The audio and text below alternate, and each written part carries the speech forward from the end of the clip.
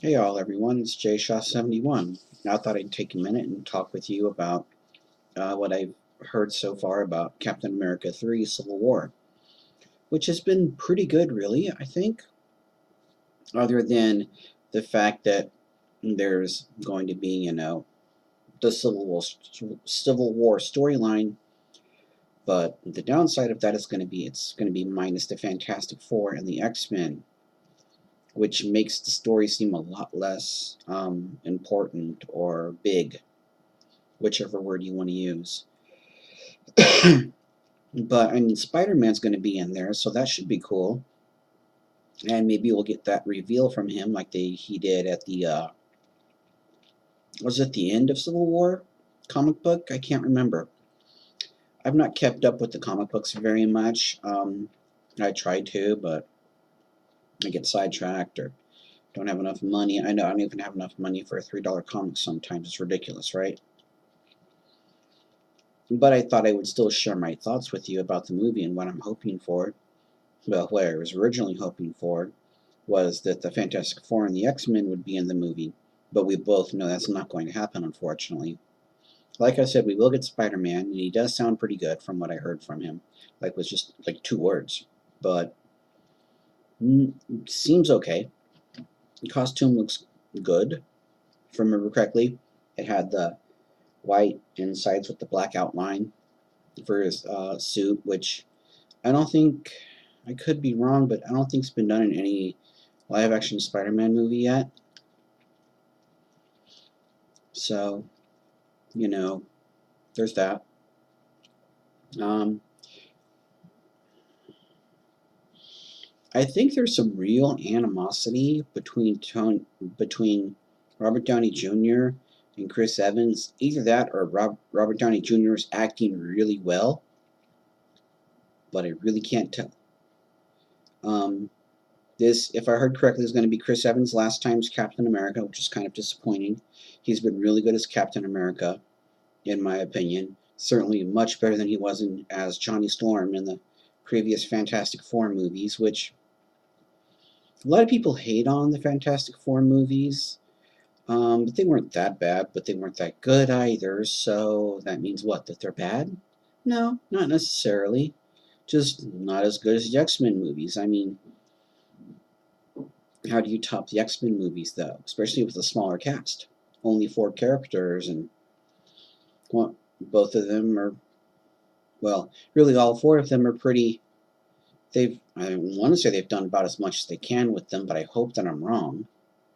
Um, I don't know if Paul Rudd or Paul Rudd is going to be Ant-Man in this movie, if it's going to be his version of Ant-Man, or if it's going to be the classic version of Ant-Man. Somebody let me know if that's the case, if it's not going to be the Ant-Man that most comic and comic book or cartoon and comic book fans have known in the past, or if it's going to be the new guy that is stepped up in the current Ant-Man movie, which is kind of a bummer because if there's the original Ant-Man in there, then that means that Wasp will be in there too, and I think Wasp should have been in maybe the second Avengers movie, but maybe as a cameo or a background character. But that's just me, though. Um, looks pretty interesting. Looks like Scarlet Witch and Vision are going to come to blows eventually. I saw that briefly in the trailer that was released yesterday, and that's kind of an interesting idea. Um, in Avengers 2 Age of Ultron, I had a real fear that they were going to somehow find Hank's family and kill them. I was waiting for the other shoe to drop. I honestly was. I'm like, okay, this is his family. Now, now, no? Okay, that's cool. But I know he's gone to great lengths to keep them secret from Hive or Hydra and other terrorist organizations, if you will.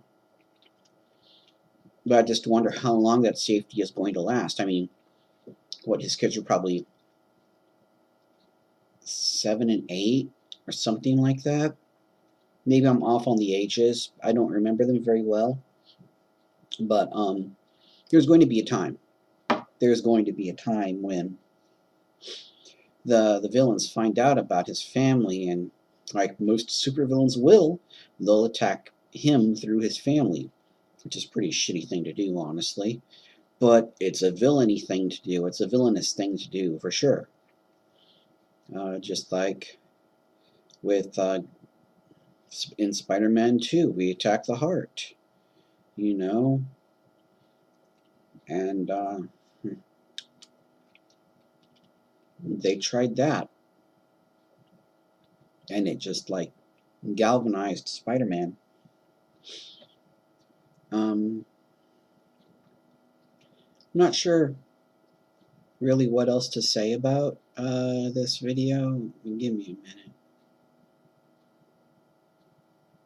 But no, just it looks interesting.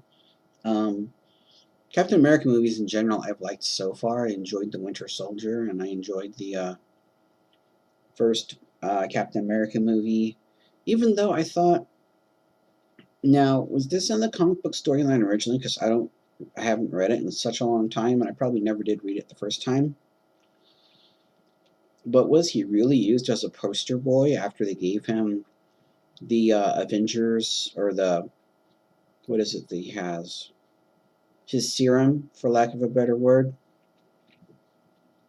Was he really used like that? I felt like that was really stupid, and it was kind of a waste of the movie's time to do that when he could be doing other things, like having more time with the Red Skull, or having more, I hate to say, just fights in general. And in the second Captain America movie, yeah, what was the deal with him and this other guy on the ship, where they went mano a mano, and Cap should have pwned him straight out, but he was able to match him. Were they trying to show that the serum was wearing off? And the super soldier serum was wearing off? Or was it just a stupid thing to lengthen the movie? Anyways, sorry, jump cut there. But it's kind of weird. They've done a few things that I haven't agreed with. They were small, minuscule pins of needle kind of thing. But what do you guys thinking about Captain America: Civil War? Are you gonna watch it? Have you liked the Captain America movies so far? Have you disliked them? What haven't you liked about them? Comment in the section below.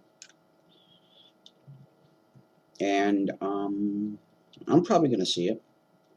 I may see it the night it comes out, if I have the money. What is that? Is it in March or April? I don't remember, but I'll check it out, and I hope you guys check it out too. I mean, it's a good movie. Yeah, Disney owns Marvel now. I guess I've gotten past that, but not entirely. But, maybe without Disney, we would have never gotten these awesome Marvel movies, and we could have been stuck with the 20th Century Fox versions of them. I hope not. But anyways, thanks for watching. You guys have a good night. I'll talk to you later.